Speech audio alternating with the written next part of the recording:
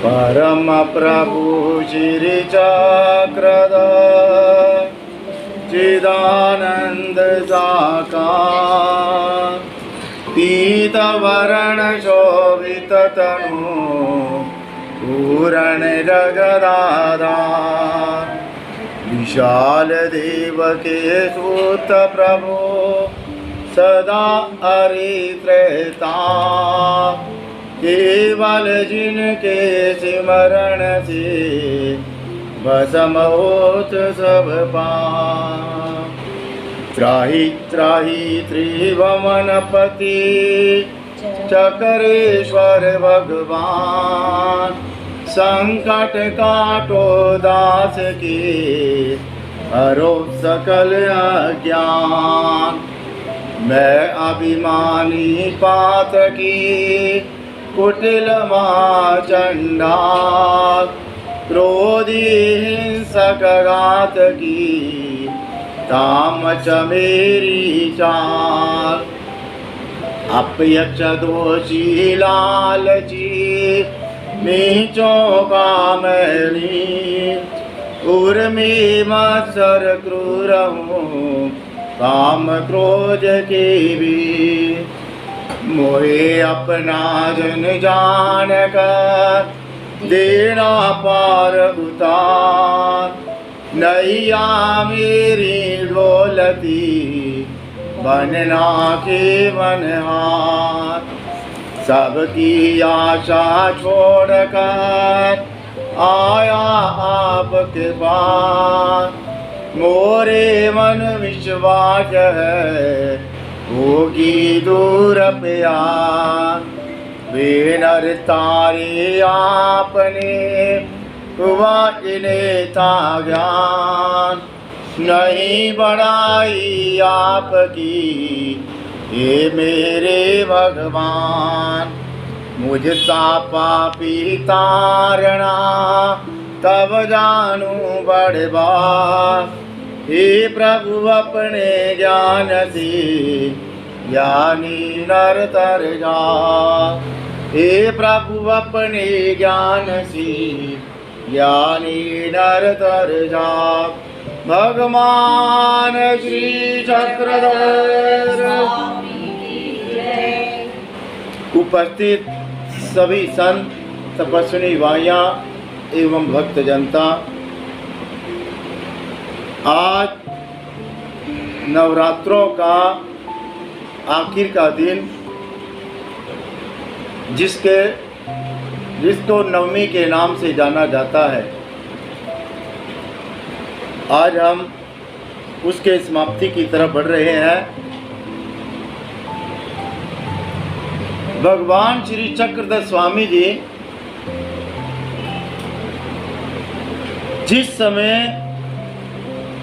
जालना में थे, प्रातः का समय था। भगवान बाईसा को कहने लगे, बाईसा तैयारी करो, हमने इस गांव को छोड़कर जाना है, इस जगह को हमने छोड़ देना है। बाईसा पूछने लगी, महाराज एकाएक यह क्या हो गया? आपने पहले तो बताया ही नहीं और अभी अभी बोल रहे हो, कहते हमने यहाँ से जाना है। भगवान बोलने लगे,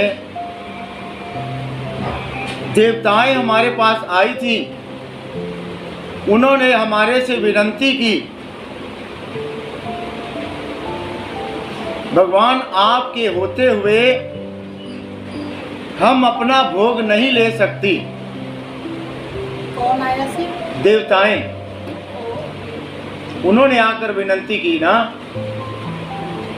तो इसलिए हमारे को जाना ही पड़ेगा।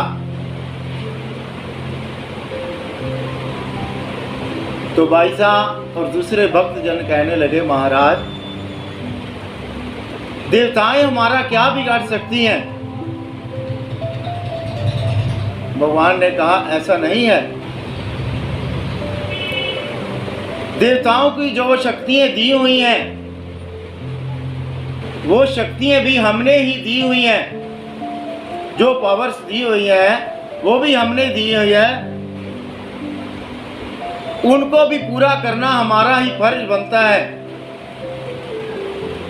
जैसे एक प्रधानमंत्री है, राष्ट्रपति है, उसके आगे कितने कोई जो राजनीति के लोग होते हैं, कोई पीए है, कोई पार्लियामेंट में है और दूसरे हैं, उनके पास भी अक्सर पावर्स होती है कि नहीं होती है कि नहीं एक पावर? तो भगवान बोलने लगे, उनको भी सामर्थ्य हमने दिया हुआ है। तो 10 दिन के लिए भगवान कहते भोगाते पावती, अर्थात यह जो भोग है यह उन्हीं के लिए ही है। हम कहते हैं ना, हम बाहर से वस्तु क्यों नहीं ला सकते? 10 दिन तक अर्थात 9 दिन तक उनके उन वस्तुओं के ऊपर पूर्ण रूप से उनकी सत्ता होती है। हम चाहे देखो 2 मिनट के लिए, किसी ने भी बुरा नहीं मानना, कोई कह देता है हम मुसलमान से ले आते हैं, कोई कहता है सरदार से ले आते हैं, या कोई कहते हैं वो खेतरी नहीं बीजता। कहने को हम जो मर्जी कहें, लेकिन वास्तविकता ऐसी नहीं है। भगवान ने स्वयं कहा है 9 दिन के लिए भोगाते पावती, उन्होंने उस भोग को ग्रहण करना ही करना है। हम जिस समय आश्रम में पढ़ाई करते थे, जो हमारे परम पूज्य प्राप्त स्मरणीय आदरणीय केवल्यवासी बड़े बाबा जी थे, यहाँ तक कि हमारे को आश्रम से बाहर भी निकलने की आज्ञा नहीं थी। तो चीज बाहर से लाकर खाने की तो बड़ी दूर की बात रही। फिर उसके उपलक्ष्य में भगवान ने एक लीला बताई, कैसे कहते हम उनके सामर्थ्य को पूरा करते हैं। एक बार इंद्र देवता, ठीक है, इंद्र देवता और देवताओं में लड़ाई हुई।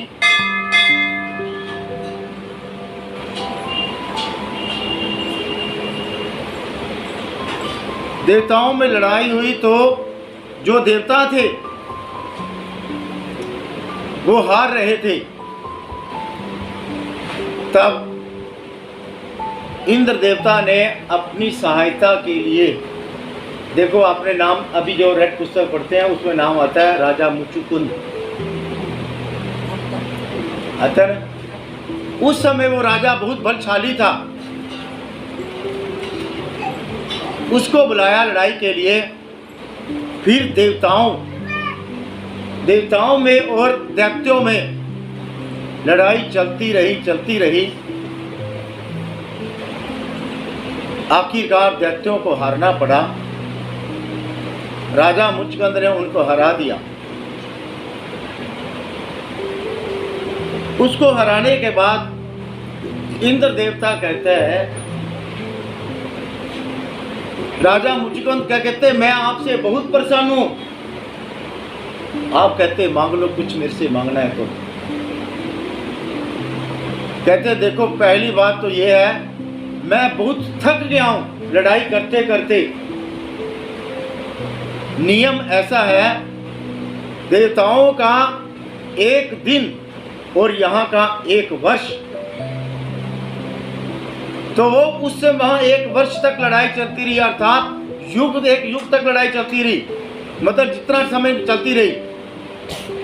तो कहते मैं बहुत थक गया हूं, मैं आराम करना चाहता हूं, और उस आराम में मेरे को कोई उठाए ना, जो मेरे को उठाएगा मैं उसको भस्म कर दूंगा।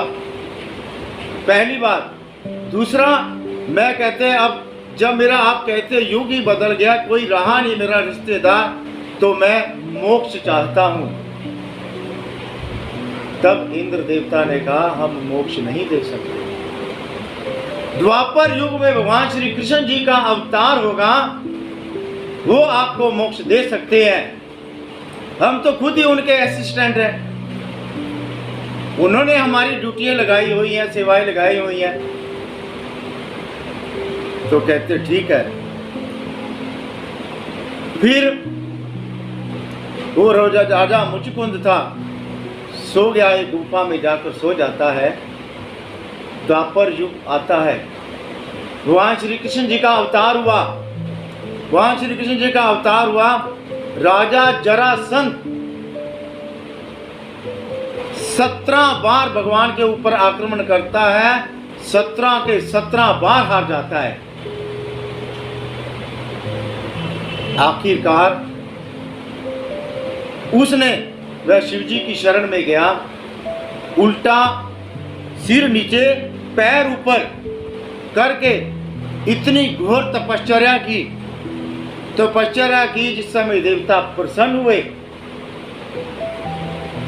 हुए तो क्या कहता है मैंने कृष्ण और बलराम दोनों को मारना है।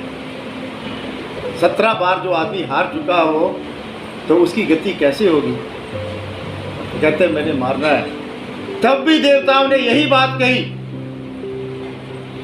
कहते हम मारने का वरदान नहीं दे सकते आपको, हाँ इतना आपके लिए करवा सकते हैं कि वो आपके सामने भाग जाएंगे, अर्थात युद्ध का मैदान छोड़ देंगे। भगवान को पता है रण छोड़ क्यों कहा गया, इसीलिए जिस समय जरासंध ने अपने मित्र काल यमन को बुलाकर भगवान श्री कृष्ण के साथ युद्ध किया, तो उस समय राजा मुचुकुंद का वो टाइम आ चुका था।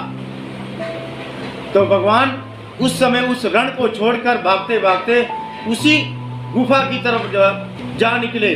और भगवान क्या कर रहे थे, बार बार जो भगवान का पीला पीताम्बर था हिलाते जा रहे थे। वो जो राजा अकाल यमन था मुसलमान, उसको बस भगवान दिखाई दे रहे, ऐसा नहीं उसको कपड़ा ही पीला दिखाई दे रहा था। तो भगवान ने क्या किया, उस गुफा में गए तो जो वो पीला कपड़ा था उस राजा मुचुकुंद के ऊपर डाल दिया, कपड़ा डाल दिया और भगवान एक साइड में छुप गए। वो काल यमन आया, कहते अच्छा यहाँ आके छुपा है तू, यहाँ आके छुपा है, भगवान को बोलने लगा। अब वो भगवान थोड़ी थे। उसने क्या किया, अपने टांगों से प्रहार किया। अब राजा मुचुकुंद ने पहले वरदान प्राप्त कर दिया था, अगर मेरे को सोए हुए कोई जगाएगा, मेरी नींद को खराब करेगा, मैं उसके तो भस्म कर दूंगा। तो राजा मुचुकुंद अपनी नींद से जागा, उसकी आंख में से ऐसी ज्वालाएं निकली, वो काल यमन वहीं का वहीं भस्म हो गया। कपड़ा का भगवान ने डाला, हाँ उसके ऊपर डाल दिया। उसने क्या सोचा, यही भगवान आके लेट गया, कहते छुप कर बैठ गया गुफा में। हाँ तो भगवान साइड में थे, गुफा के साइड में छुपे हुए थे। तो फिर भगवान सामने आए, फिर उसने देवताओं की, इंद्र देवता की बात याद दिलाई। कहते देवता इंद्र देवता ने मेरे को कहा था आपके द्वापर युग के अंतिम चरण में मुक्ति प्राप्त होगी, तो आज भगवान की कृपा से आपके दर्शन हुए, अब मैं कहते मुक्त होना चाहता हूँ। फिर भगवान ने वहाँ पर उसको मुक्ति दे दी। मेरा कहने का अर्थ ये था, हम जितना मर्जी जो कुछ भी कहें, लेकिन वास्तविकता यही है। भगवान ने भी उनको 9 दिन के लिए पूर्ण रूप से सामर्थ्य दिया हुआ है। जिस प्रकार कर्फ्यू लगा होता है, कर्फ्यू अगर सुबह 10 बजे से 5 बजे तक है रात के, अगर 5 बजे से 5 मिनट भी अगर कह ले कोई पकड़ा जाए तो क्या उसको छुट्टी है? कोई छुट्टी नहीं है, कोई माफ़ी नहीं है सही अर्थ में। तो इसीलिए हमारा ये पूर्ण रूप से कर्फ्यू है।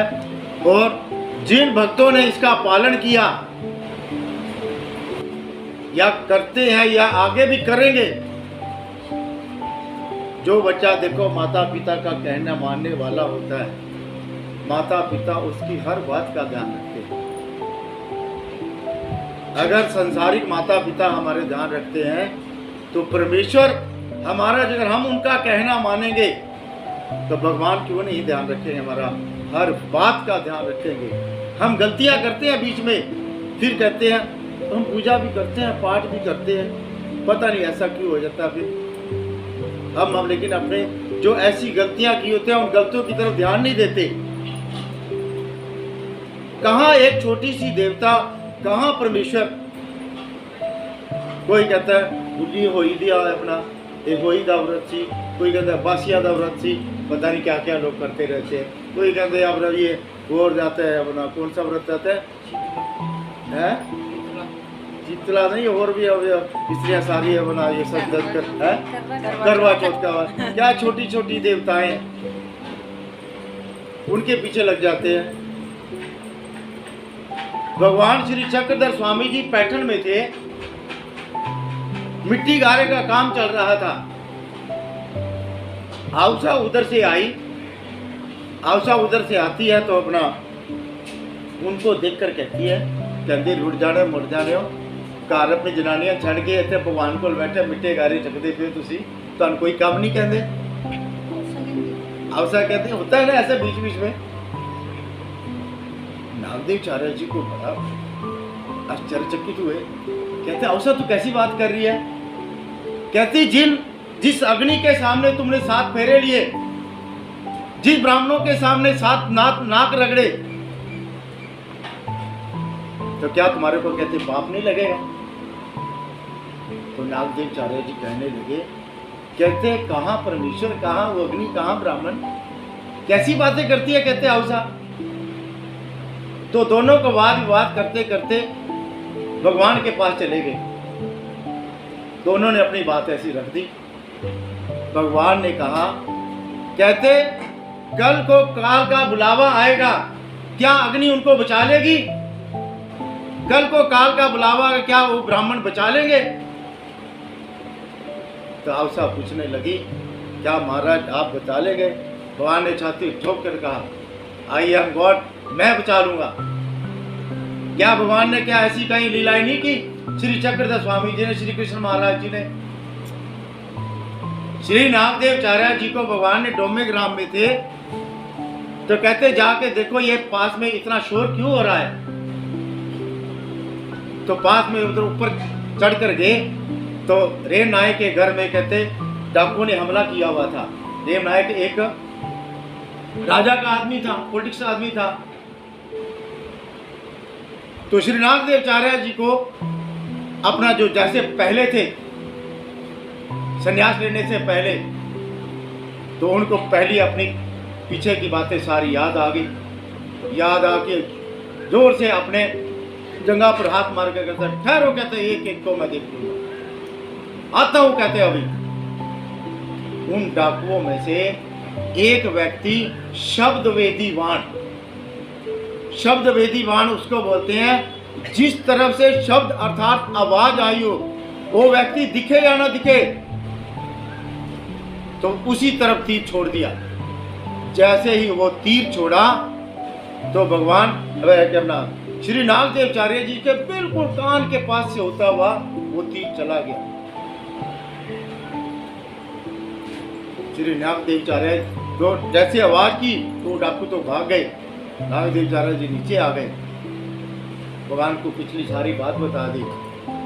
भगवान कहने लगे, नागदेव आप हमारी आज्ञा से गए थे, नहीं तो उसी समय आपकी मृत्यु हो जानी थी। ये भगवान ने नहीं बचाया तो क्या बचाया। इसी प्रकार डोमे ग्राम के छिन्नस्थली में श्री नागदेवचार्य जी के पेट में दर्द हुआ तो गुम्फा के निर्माण का काम चल रहा था। भगवान घूमते हुए उधर आए। भगवान ने देखा कि काम बहुत पड़ा है, भगत उधर बैठे हुए हैं। भक्तों के पास गए, कहते क्या हुआ। कहते महाराज नागदेवचार्य जी के बड़ी पेट में दर्द हो रहा है, जैसे पथरी की पीड़ा होती है।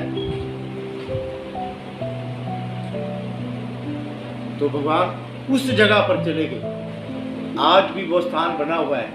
मैं कहता हूं आज भी वो प्रत्यक्ष रूप में, अगर हमारे को किसी को पेट की किसी प्रकार की प्रॉब्लम रहती है, वहां जाकर बीड़ा चढ़ा दे, वहां की जो लीला का स्मरण किया जाए, मैं कहता हूं मेरा खुद का अनुभव है, तो वो सब कुछ बीमारियां ठीक हो जाती है। जो लीला मैं बताने जा रहा हूं। तो भगवान उस जगह पर खड़े थे। श्री नागदेवाचार्य जी ऐसे लेटे हुए थे। कहते क्या हुआ नागदेव? कहते महाराज पेट इतना दर्द है, मैं तो मेरी आवाज भी नहीं निकल रही, मैं तो अपनी जगह से हिल भी नहीं पा रहा। भगवान कहते फिर ये गुम्फा का काम? कहते महाराज ठीक कर दो, मैं तो तैयार हूं। भगवान कहते उठो। कहते महाराज पेट ठीक होगा तभी उठूंगा। कहते भगवान कहते अच्छा कितने पत्थर उठाओगे? कहते महाराज आप बोलो। भगवान कहते 100। कहते नहीं महाराज। ये कहते 60। कहते नहीं महाराज ये भी बड़े। फिर कहते 50 नहीं। आखिर करते करते कितने पत्थरों की शर्त लगी? 22 पत्थरों की। कहते महाराज अब तो तैयार हो गया 22 पत्थरों की। बट कहते ठीक कर दो। कहते मैं तैयार हूँ। भगवान कहते ऐसे नहीं, जैसे जैसे आप पत्थरों को उठाते जाएंगे वैसे वैसे आपकी पीड़ा का जो दुख है, दर्द है पेट का, बिल्कुल ठीक होता जाएगा।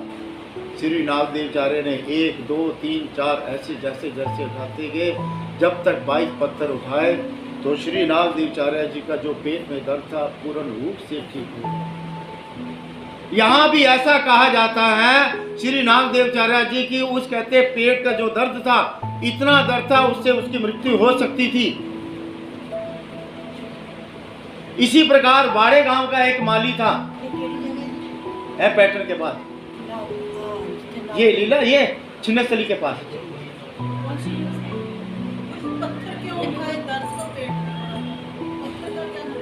काम चल रहा था कंस्ट्रक्शन का, मैंने बोला ना गुम्फा के निर्माण का काम चल रहा था। तो पुराने समय में ईंटें नहीं होती थी, पत्थर ही हुआ करते थे। वाड़े गांव का माली जिसको सांप ने काट खाया, आता है देखो संकटमोचन मंदिर के भी अंदर आता है, लेकिन हम कभी ध्यान नहीं देते इन बातों की तरफ, ना पूछते हैं कभी। कहते की लेना चंपा की लेना, गुरु जी ने कहा इतना पूजा कर लिया करो, ये दुख निवारण के ये पाठ कर लिया, कहते बाकी की लेना आपका। कहते वाड़े गांव के माली को कहते सर्प ने काट खाया। भगवान का निवास उस समय जोगेश्वरी में था। तो वहां के जो लोग थे आपस में बात करते हैं, कहते ये जो जोगेश्वरी में पुरुष रहते हैं अपने आप को ईश्वर पुरुष कहते हैं। कहते अगर ये वास्तव में ईश्वर पुरुष हैं तो कहते इस माली को सांप ने काटा खाया तो बचा लेंगे इनको। कहते इनकी परीक्षा लेते हैं। तो ठीक है, उन्होंने क्या किया, नीम की पत्तियों में लपेटा, नीमी की पत्तियों में लपेटा, जहां भगवान रह रहे थे जिस मठ के उसके ठीक सामने थोड़ी दूरी पर उसको गिरा दिया।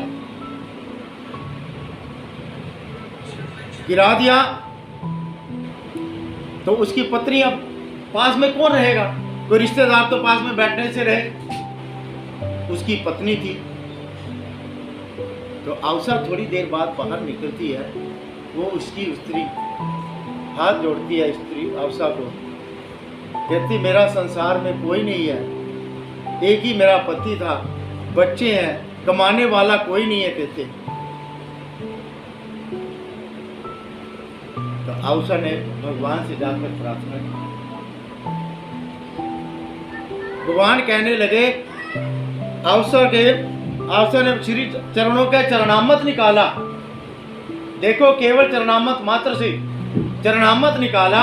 भगवान कहने लगे अवसर जाके उसके मुख में डाल दो और बाकी उसके छींटा मार दो, छिप दो। अवसर ने वैसे ही किया, उसके मुख में कुछ चरणामृत डाल दिया, बाकी उसको छींटा मार दिया। तो वह जैसे सोया हुआ आदमी होता है ऐसे उठ कर बैठ गया। बस फिर क्या था, कहते माली जी आला कहते माली जीवित हो गया। चारों तरफ जितने आसपास के गांव थे भगवान का जय जयकार हो गया। भगवान क्या नहीं समर्थ रखते।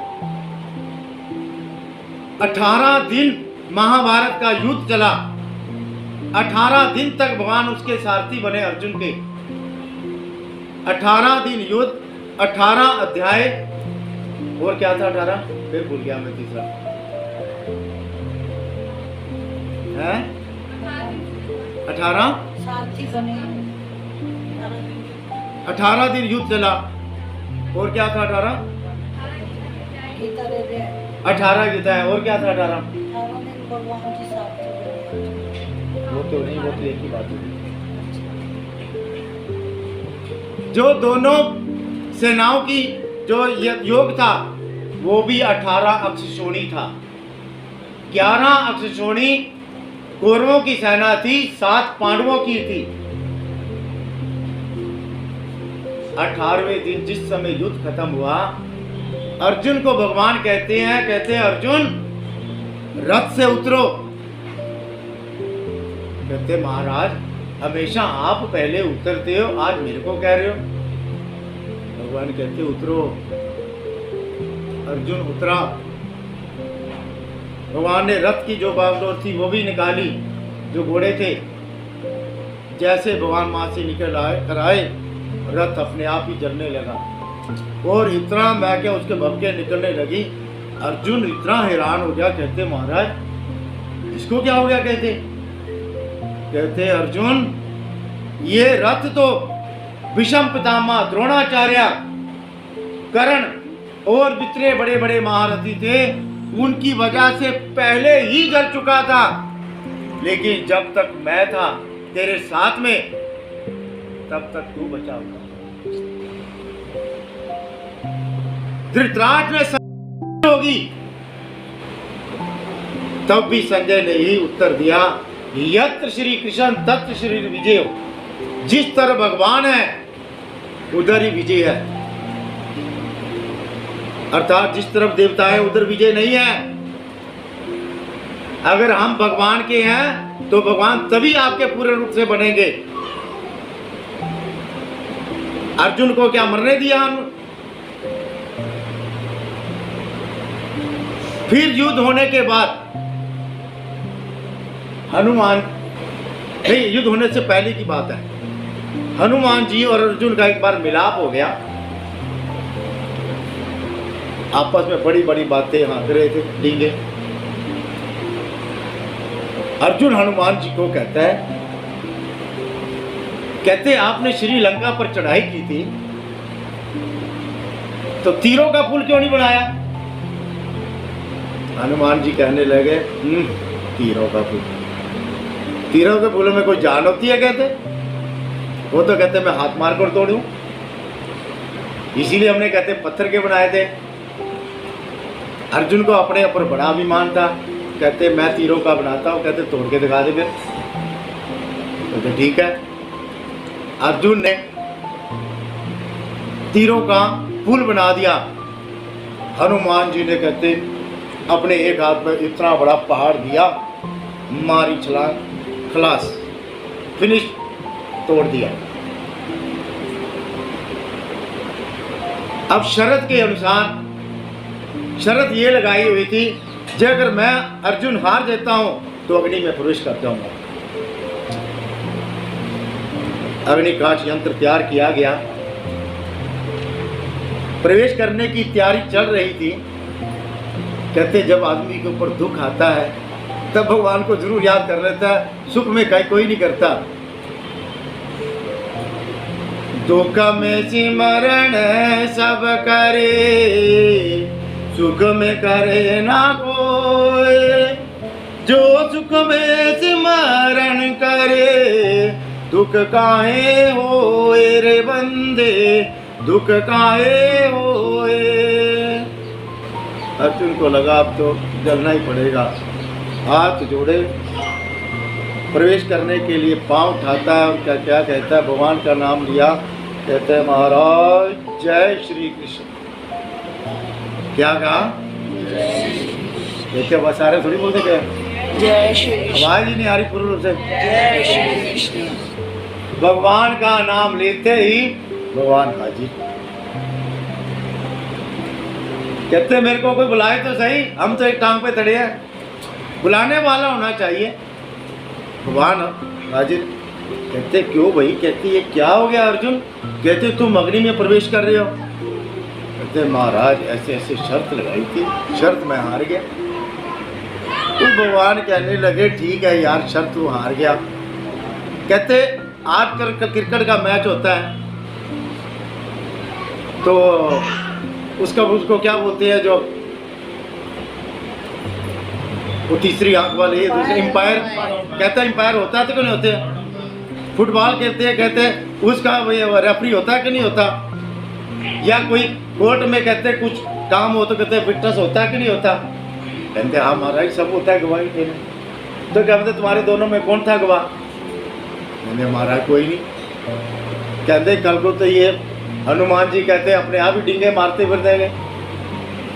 कहते इस वास्ते कहते तुम मेरे सामने कहते वही पुल बनाओ, हनुमान जी कहते छलांग लगाएंगे, उसको तोड़ेंगे, मैं दुनिया का बताऊंगा हनुमान जी ने पुल तोड़ा था। भगवान श्री कृष्ण जी कहने लगे। अब हनुमान जी ने देखा कि ये कृष्ण जी आए, ये टेढ़े खड़े होते हैं, ये टेढ़ी बातें करते हैं, हर बात निराली है उसकी, हर बात में है एक टेढ़ापन। कहते कुछ जरूर टेढ़ा करेंगे। कहते ठीक है कोई गल नहीं, कहते हम भी कम नहीं। अर्जुन ने फिर कहते पुल बना दिया। अब हनुमान जी ने क्या किया, पहले एक पार्ट लिया था, अब दूसरा दो पार्ट लिए, दोनों पार्ट लिए, मारी छलांग मारी। लेकिन अब भगवान श्री कृष्ण ने क्या किया हुआ था, उसके नीचे अदृश्य रूप में सुदर्शन चक्र लगा दिया, और जैसे बाल के रबड़ की बाल होती है ना, ऐसे उड़कर ऊपर चली जाती है। हनुमान जी तो छलांग लगा के ऊपर ही हो गए, फूल का बाल काल नहीं हुआ। बोलो फिर जय श्री कृष्ण, जय श्री कृष्ण। भगवान तो फिर जो अब आपने देखा होगा कभी जो फोटो है जो महाभारत के युद्ध की, या वैसे भी भगवान श्री कृष्ण अर्जुन के साथ भी हनुमान जी उनकी ऊपर ऐसे ध्वजा के ऊपर फोटो है, किस लिए? इसका कारण क्या है? क्या कारण है? हैं?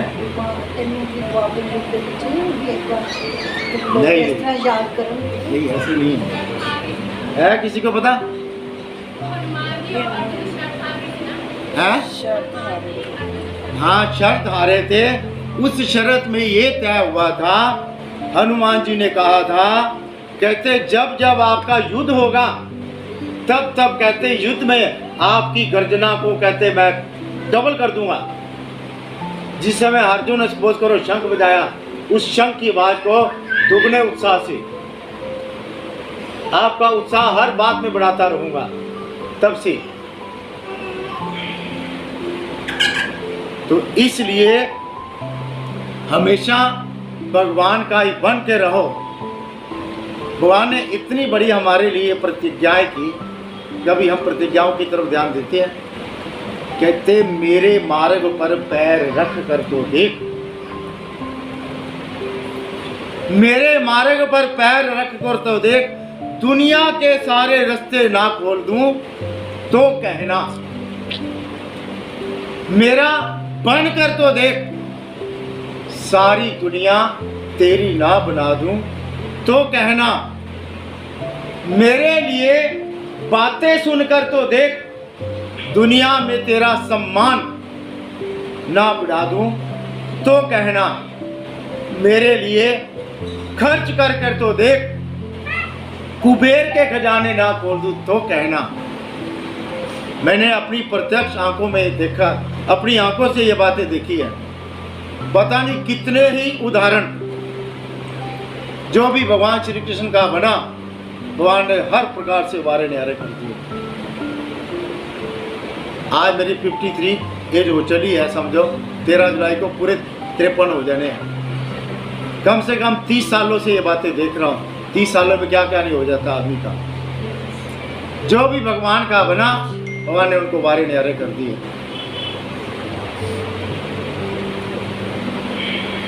भगवान श्री चक्रधर स्वामी या कोई भी शास्त्र कहते हैं अन्नदान ते उत्तम।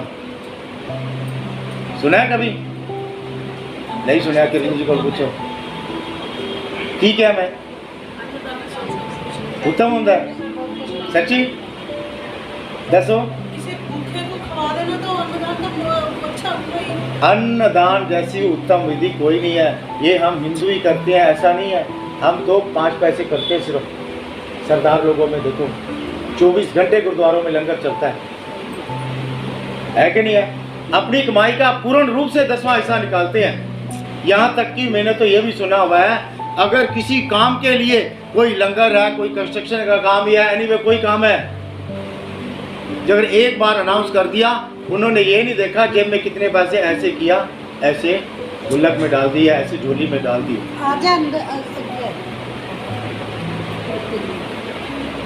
ऐसा भी है। तो भगवान कहते हैं अन्नदान के उत्तम। उत्तम है तो कहते कैसे उत्तम है? सबसे पहली बात उत्तम की, ये जो हमारे को मनुष्य देह मिला है, मनुष्य शरीर मिला है, यह अन्नदान की वजह से ही मिलता है। भगवान श्री चक्रधर स्वामी जी कहते हैं अहेतुक भूत वजन ज्ञाना प्रति साधन। अहेतुक अर्थात बिना किसी हेतु के अगर हम किसी को भी, चाहे वह कोई भक्त है, वासनिक है, संत है, कोई पात्र है, कोई अधिकरण है, उसको भोजन खिलाते हैं तो ज्ञान की पात्रता, ज्ञान की पात्रता अर्थात हमारे अंदर जो उसके अंदर ज्ञान होगा उसके कुछ अंश हमारे अंदर आ जाते हैं। ये भगवान का वचन है, मैं नहीं कहता। ज्ञान की पात्रता उस व्यक्ति की बढ़ती है। खाली इतना नहीं, कहते हेतु पुर भजन प्रेमा प्रति साधन।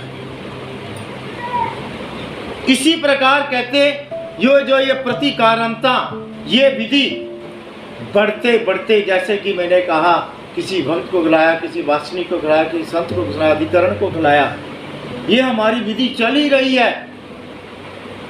तो एक दिन ईश्वर अवतार तक पहुंच जाती है।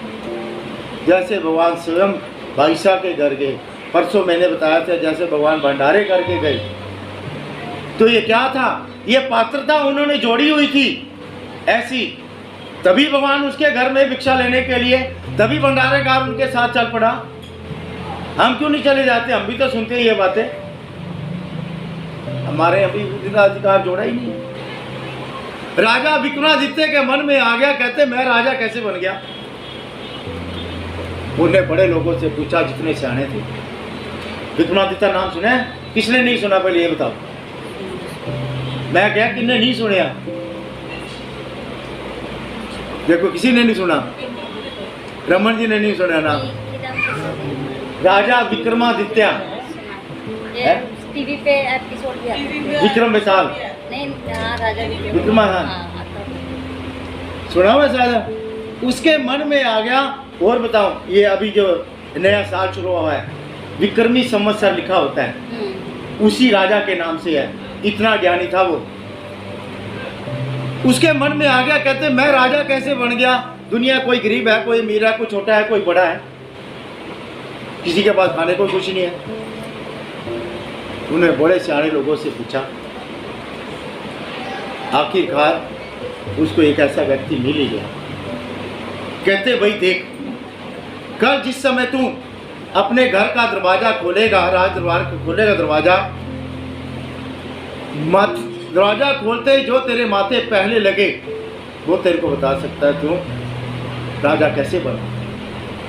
जिस समय उसने राजा दरवाजा खोला, राजा ने तो एक स्वीपर, झाड़ू मारने वाली, कहते एक ही है, कहते इन्हें की मेरे उत्तर प्रश्न तो उत्तर देना। दरवाजा बंद कर दिया। फिर उसी व्यक्ति को पूछा, कहते मैं राजा कैसे बना? वो कहने लगा जो तेरे को कल माथे लगी थी झाड़ू मारने वाली वही बताएगी। राजा फिर उसके पास गया। वो राजा को कहने लगी पास में ही एक गांव है, उस गांव में एक लड़की रहती है, अर्थात कोई बड़ा अच्छा घराना है, माना हुआ घराना है। आप उस लड़की के पास चले जाओ।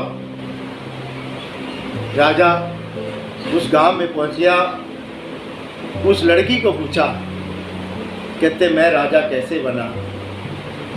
वो लड़की स्वयं ना बताते हुए कहती पास में एक अगला गांव है, वहां पे चला जा, वहां एक राजकुमार ने अर्थात छोटे राजकुमार ने जन्म लिया हुआ है, वो आपको कहते बता देगा। विक्रमादित्य वहां पहुंच गया। फिर वो छोटा बालक कितने 7-8 वर्ष का होगा, उससे पूछा। फिर वो अपनी स्टोरी बताने लगा। क्या स्टोरी बताता है? वो छोटा बालक कहता है मैं जिस गांव से तू आ रहा है वो लड़की, वो जो झाड़ू मिलने वाली,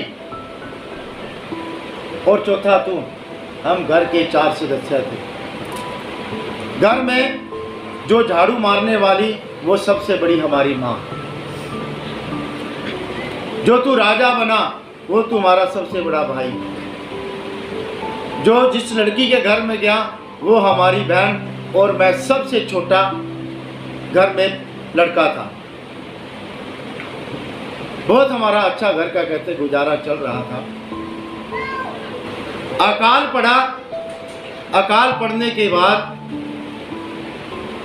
कई दिनों के बाद हमारे को कहते केवल 4 रोटियों के जितना ही आटा मिला,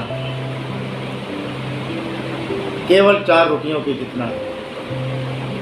माँ ने हमारी कहते 4 रोटियां बनाई, 4 ही थालियां ऐसे लगी हुई थी, एज दिस बोट खाना ही था। इतने में एक संत आ गए हमारे द्वार पर। संत ने एकदम जैसे हम खाने की तैयारी में थे, संत ने कहते भिक्षा शब्द का उच्चारण किया। राजा विक्रमादित्य जो उस समय जो घर में सबसे बड़ा लड़का था, मन में कहता है हमारे घर संत आए हैं। संत कोई रोज रोज तो आते नहीं कहते। अपनी थाली की कहते जहाँ इतने दिन निकाल दिए हैं और दिन निकल जाएंगे, कौन सा मर रहे। अपनी थाली की रोटी उठाई, संत के झोली में डाल दी। संत ने वो रोटी खा ली। संत फिर वहीं पर खड़ा हुआ। संत का ध्यान बाकी की 3 थालियों में है। तो फिर उस बड़े भाई की कहने से लड़की ने अपने आधी रोटी फिर संत को दे दी।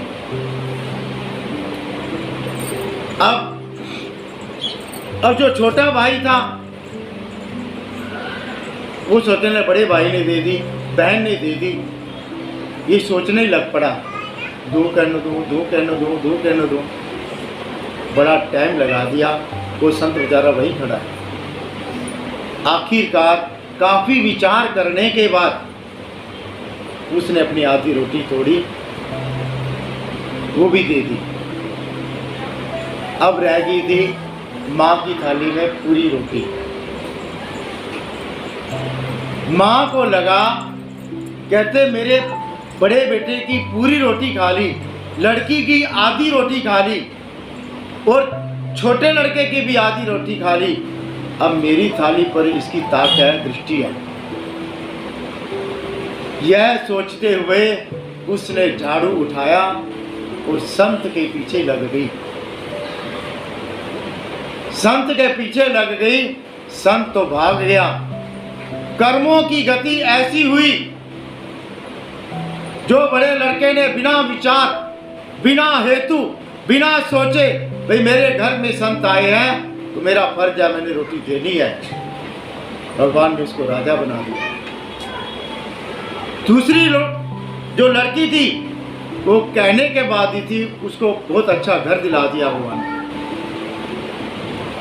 जो तीसरा लड़का था, काफी विचार करने के बाद, बहुत विचार किया, फिर दे दी आधी रोटी। तब भगवान ने उसको कितने सालों के बाद जाकर वो किसी राजा का छोटा राजकुमार बनाओ। जो माँ उसके पीछे झाड़ू लेकर भागी थी, वो स्वीपर बन गई। भगवान कहते हैं अन्नदान का इतना महत्व है। श्री नागदेवचार्य जी ने, नागदेवचार्य जी से किसी महात्मा ने प्रश्न पूछा, कहते अन्नदान का क्या महत्व है? तो श्री नागदेवचार्य जी, जैसे कि मैंने पहले भी बताया, श्री नागदेव जी को मुख्य शब्द थे, एक प्रकार से भगवान के वचन जैसे ही थे। कहते एक ग्रास से,